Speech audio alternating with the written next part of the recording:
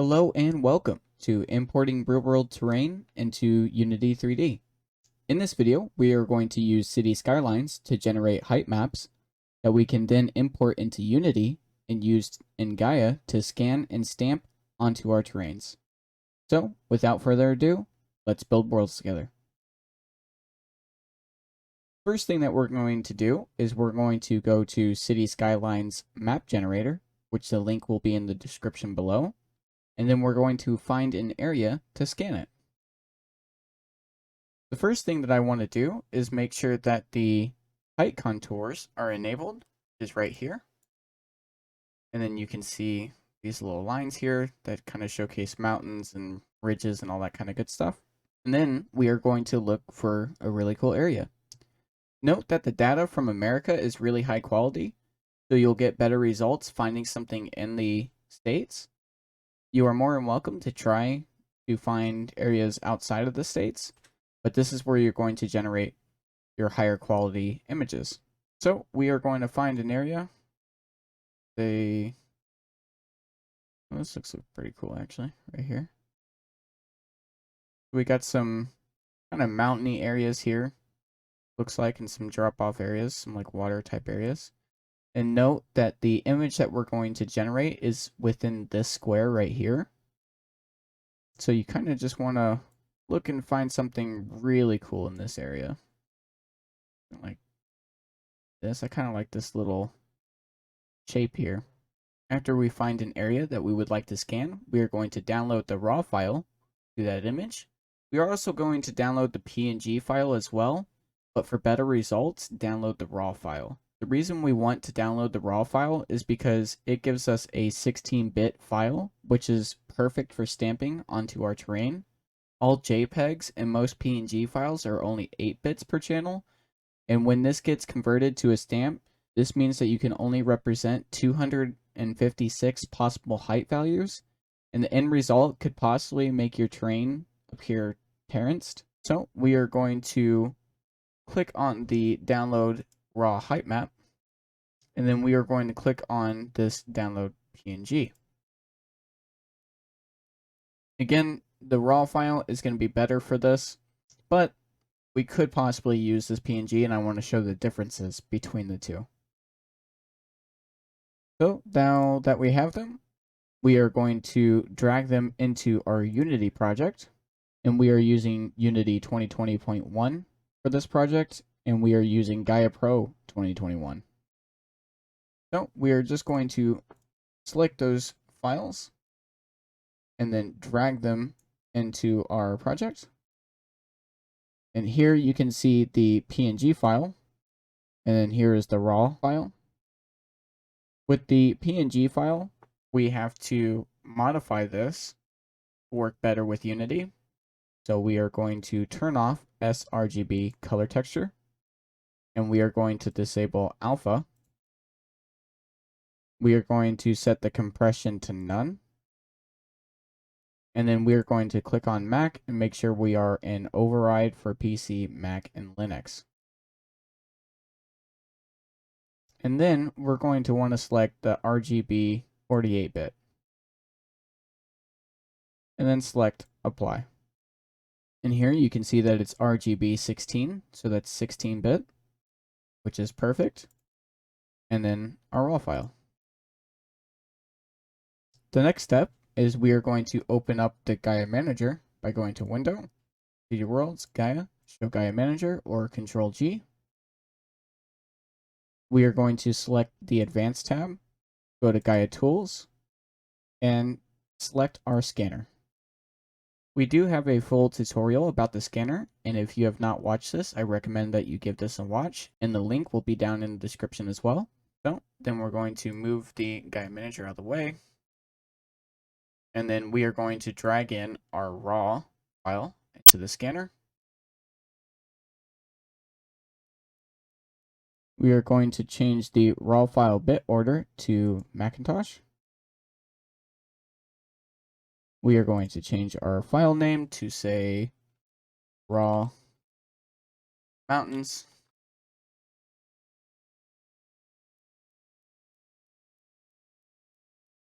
And there we have our stand file. So then we are going to go ahead and save our scan. And now you can see the .exr file that the Gaia scanner has just made for us. And then the same thing, we're going to click on scanner and we are going to import our PNG. And we are going to name this PNG mountains. Hit save scan.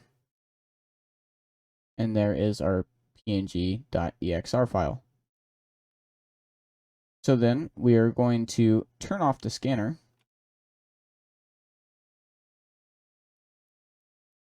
And we are finished with this, so we're going to go ahead and delete it. Then we are going to open up our Gaia Manager again. And we are going to go to the Standard tab, Create World. And now we are going to pick our settings for our world size. As far as creating the terrain, the larger terrain is better since these images work great in 4K environments or larger. So we're going to create a 2x2 terrain setup at 1024 by 1024, which is a 4K. So we're going to click on this little icon here, little advanced icon.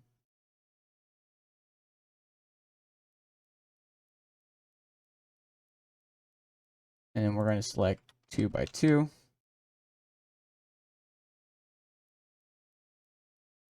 We'll go 1024 by 1024.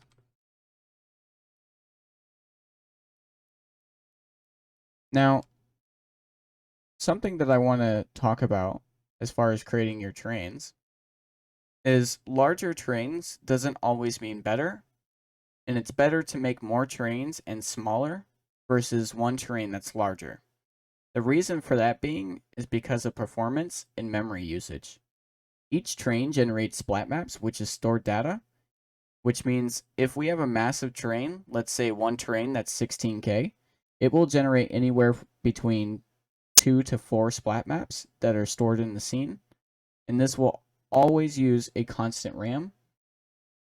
That's before you even start developing your world with level designing or vegetation, etc. So by making smaller terrains and multi-scene with streaming, we can reduce this mandatory RAM/memory usage, giving the ability to make fuller environments and level designing. And by level designing, I mean placing down objects and buildings, all that kind of good stuff. A 4-terrain setup doesn't really require world streaming, but you can still enable this by clicking on Create Terrain Scenes and Unload Terrain Scenes, and this will help with performance if it's needed.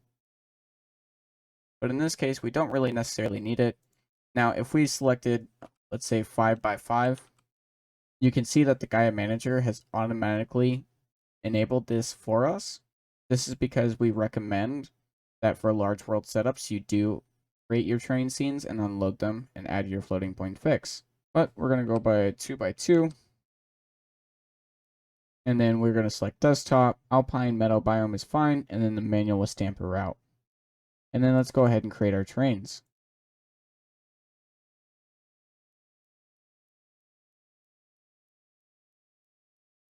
This is creating our terrains for us.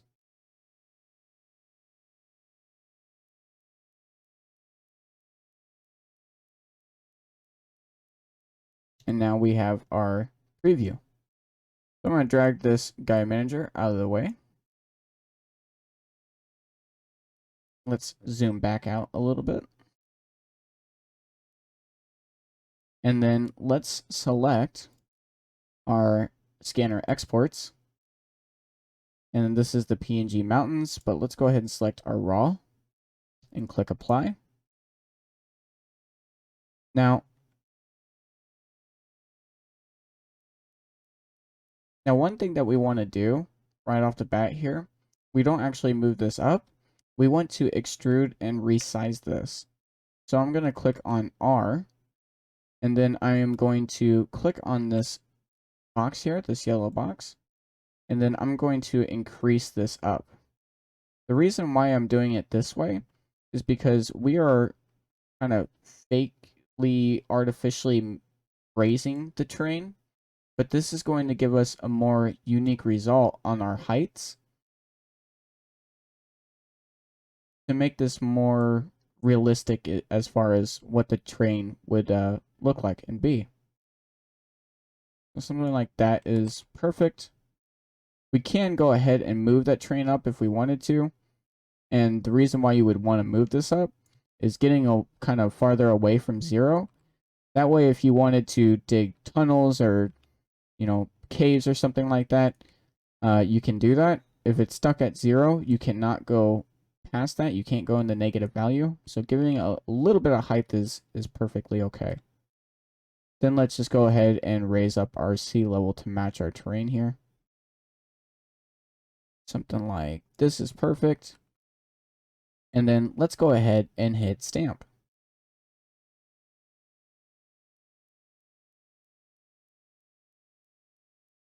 Now you can see that it is automatically applied the biome texture to our world here. And it is stamped out all of our heights. Let's take a look at this. So the resolution looks actually really good. And if you are seeing this kind of shadowy effect, this is from a known Unity bug. Kind of disregard that. That will go away in your builds. But it looks like we got a really good quality here with the raw file. So let's go ahead and add in our runtime.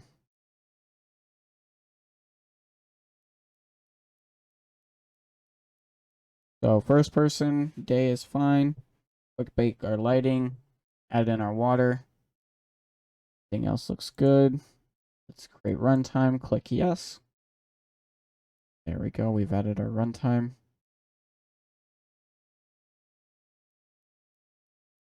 And then let's click on our runtime in our hierarchy. Select the player. And the FPS controller. Hit F to frame to it. And there we go. We can see our player there. I actually want to move him a little over here by the water. So I'm going to use Control Shift and then click on this box right here and just drag him over here to the water. The reason why I'm doing this is because it snaps to the terrain, making it easier for us to move and he's not floating in air and we have to adjust him 100 times. And then we just need to simply drag him up to make sure he's above that terrain there. Okay. And then the next thing I'm going to do is I'm going to click on our biome and go ahead and spawn our biome.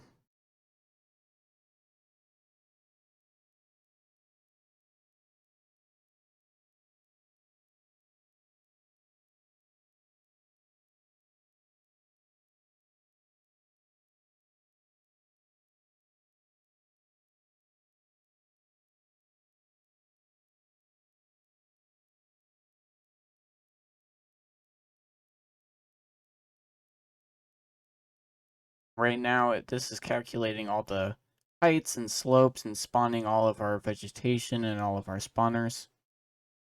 If you're seeing these white plains, again, this is a Unity issue. Unity does not handle grass in HDRP. That's why you're seeing these plains. But with Gaia Pro 2021, we have the Flora system, which will allow us to use HDRP grass only in runtime. So it looks like this is finished. Let's go ahead and check out this terrain.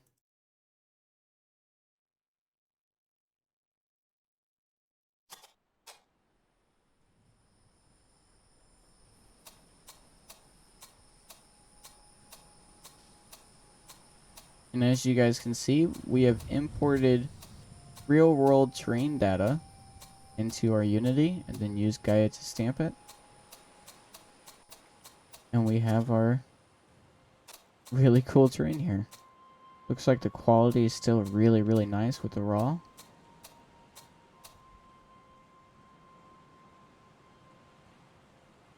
And again, here is that grass from Gaia Pro 2021 with the Flora system.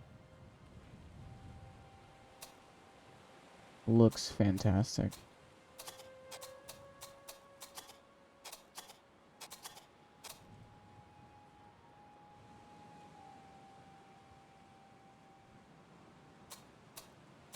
All right, so now let's check out the PNG side.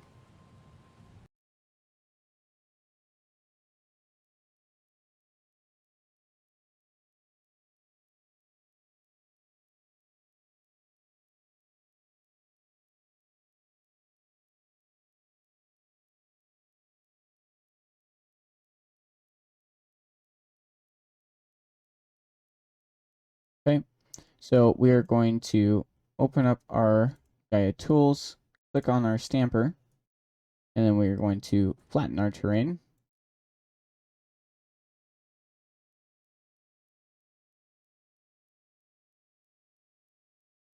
And then we are going to click on our terrains.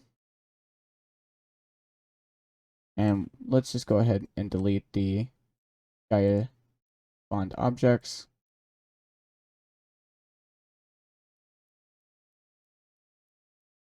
Okay. And then let's select our stamp browser and go to the PNG mountains.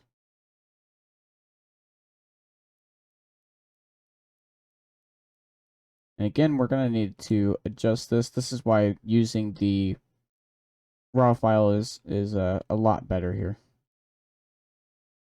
And then let's just scale this back down. Something like that is fine. Give it a little bit of height still. We don't want to go too crazy there. And then let's go ahead and hit stamp.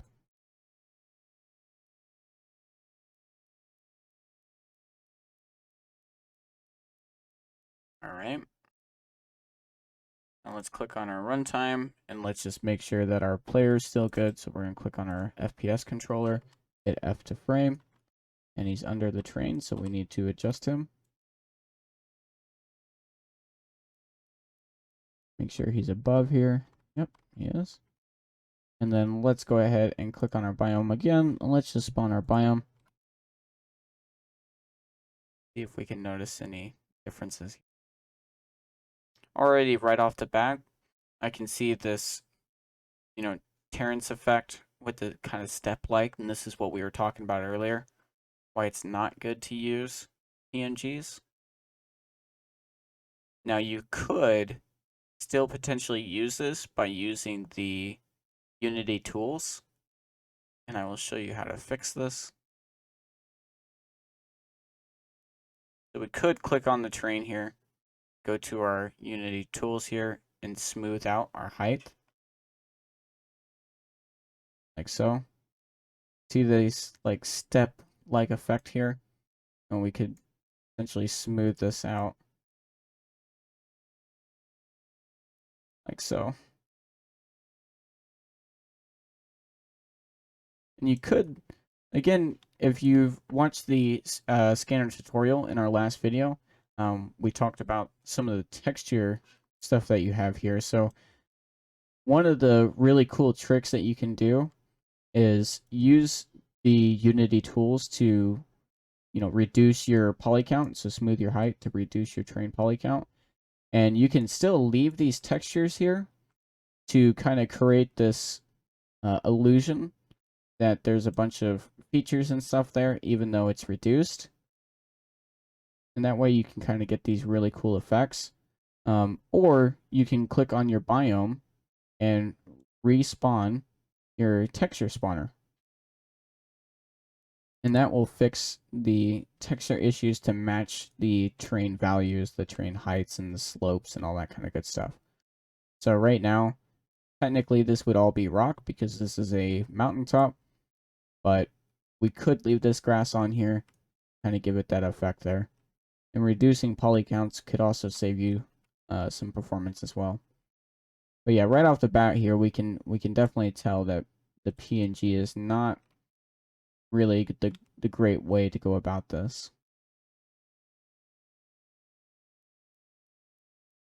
So let's go ahead and click play and just take a look.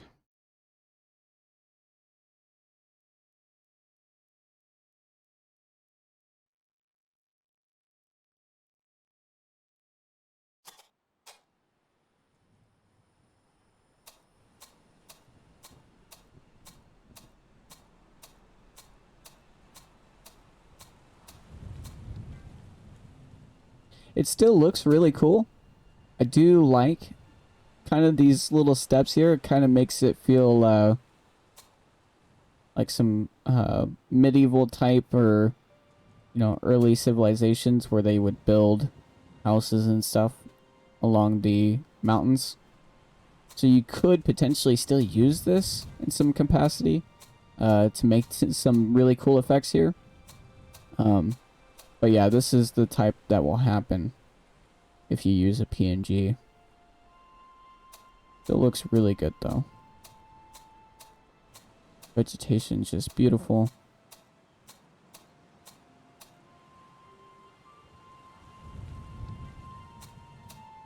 And there's the audio from the Gaia audio spawner.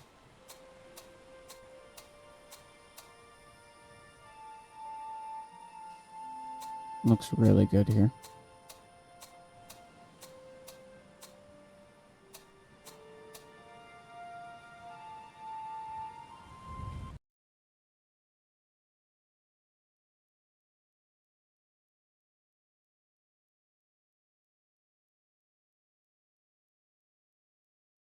So yeah, overall, the better outcome came with the raw file.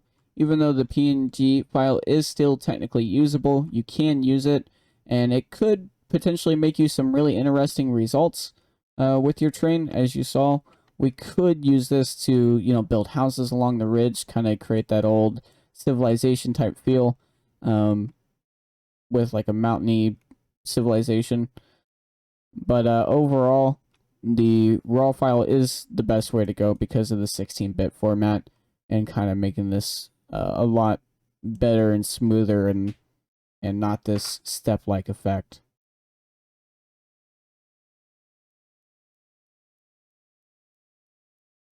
So that's it for this video. I hope you guys enjoyed.